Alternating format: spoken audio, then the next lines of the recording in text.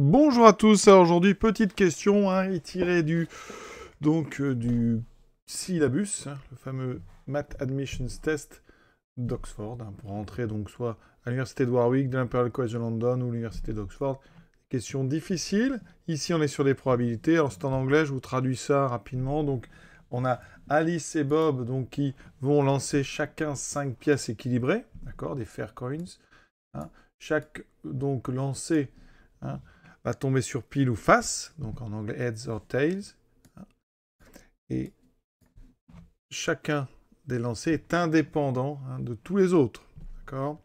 Alice gagne si elle fait strictement plus de face que Bob ne va n'en faire.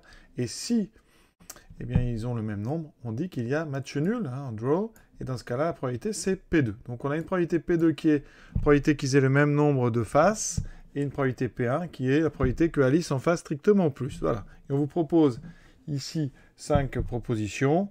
Donc ce que je vous propose de faire, évidemment, c'est déjà de regarder les 5 propositions. Et on voit bien que P1 et P2, dans chaque cas, sont différents. Donc on va aller chercher la probabilité la plus simple à calculer des deux, c'est P2.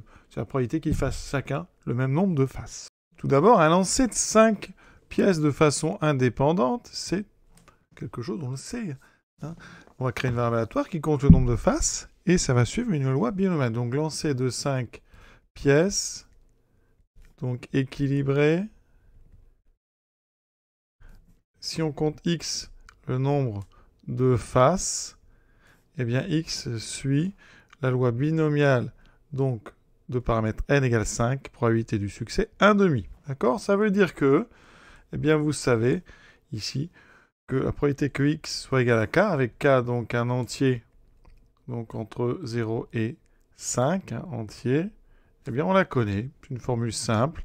C'est k parmi 5 fois donc le succès 1,5 à la puissance k fois l'échec à la puissance 5 moins k. Ce qui fait que quand on fait les produits 1,5 puissance k, 1,5 puissance 5 moins k, il reste quelque chose d'encore plus simple. C'est k parmi 5 fois 1 sur 2, donc à la puissance 5. Et 1 sur 2 à la puissance 5, ça fait 30, c'est 1 sur 32. Donc j'ai ici k parmi 5, coefficient binomial, fois 1 sur 32.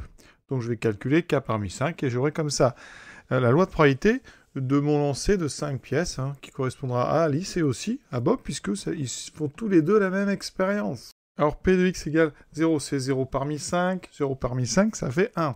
Donc j'ai 1 sur 32. Alors, je vais les écrire comme ceci. La probabilité que Alice fasse une seule face, c'est 1 parmi 5. 1 parmi 5, ça fait 5 sur 32. Probabilité que x soit égal à 2, c'est 2 parmi 5. Alors 2 parmi 5, vous prenez les deux nombres les plus gros jusqu'à 5, donc 5 fois 4, et vous divisez par 2 fois 1, ce qui fait 20 sur 2, 10. D'accord ? Je ne simplifie pas les fractions, ça ne sert à rien ici. P de x égale 3, c'est donc 3 parmi 5, mais relation de Pascal nous dit que 3 parmi 5, c'est égal à 2 parmi 5.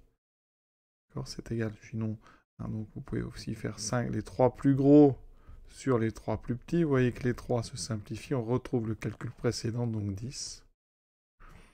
Probabilité d'avoir 4 faces sur 5 lancés, on doit donc calculer 4 parmi 5, qui vaut en fait 1 parmi 5, c'est-à-dire 5. La probabilité de faire 5 faces sur 5 lancés, c'est donc 1 sur 32. Vous pouvez vérifier que la somme de tout ça fait bien 32 sur 32, ça fait bien 1. Maintenant, on va inscrire les deux résultats dans un tableau. Donc, en colonne, je vais mettre les résultats d'Alice, en ligne Bob. Donc Alice peut faire 0 faces, 1 face, 2 faces, 3 faces, 4 faces. Il me manque une colonne, donc on va mettre 5 faces. Voilà.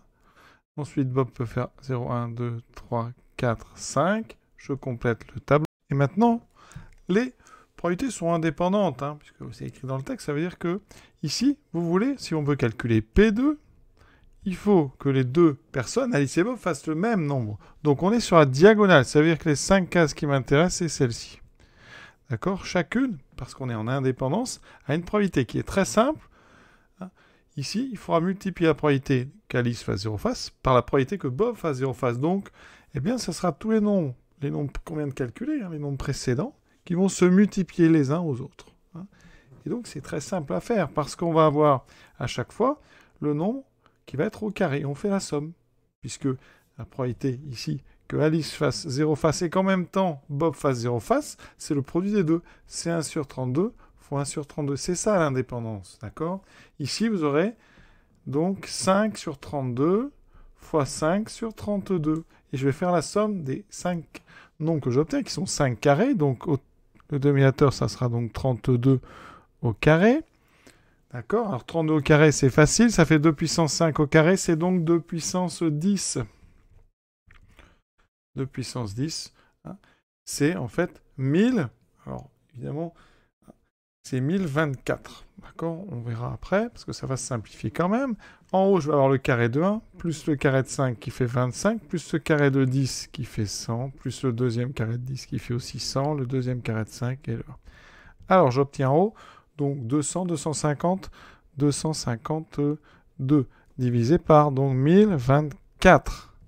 On peut simplifier par 4, on va le faire en 2 étapes, par 2 d'abord.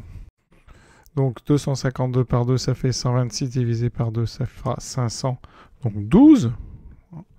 512, c'est une puissance de 2. Hein. Et ensuite, on divise par 2, ce qui me fera 63 sur 256. Je trouve donc P2 qui est égal à 63 sur 256. Et vous voyez que j'ai de la chance parce que c'est le premier résultat. Hein, vu que c'est là, le syndrome me propose 63 sur 256. La bonne réponse, c'est donc la A. Alors si vous voulez, on peut quand même vérifier le 196. 13 sur 512, mais c'est un petit peu plus long. Parce que si vous voulez calculer P1, il faut que vous regardiez toutes les cases qui mènent à un nombre de faces pour Alice plus grand. Donc c'est tout ce qu'il y a en fait au-dessus de la diagonale. Donc il y a beaucoup plus de situations. Hein. D'accord? Donc c'est un petit peu plus complexe. À chaque fois, vous avez compris que tout va se trouver sur 32 au carré. En haut, on aura les produits des différents nombres qui apparaissent dans les probabilités. Alors je vais les écrire en bleu ici. 1, 5, 10, 10, 5, 1. Et pareil ici, 1, 5, 10, 10, 5, 1.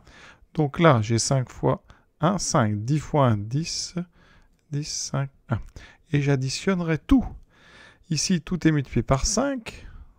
50, 50, 25 et 5. Ici, tout est multiplié par 10, 100, 50, 10. Ici, par 10, 50 et 10. Et ici, 5, 1, 5. J'additionne tout ce que je viens d'écrire. Alors, j'obtiens. Alors ici, 100, il y en a un tout seul. Donc 100, des 50, j'en ai 1, 2, 3, 4. Ce qui me fait 200. Le 25 est tout seul. Les 10, j'en ai 1, 2, 3, 4. Les 5, j'en ai 1, 2, 3, 4. Ça me fait 20 plus 1. Au total, donc P1 vaut donc 100, 300.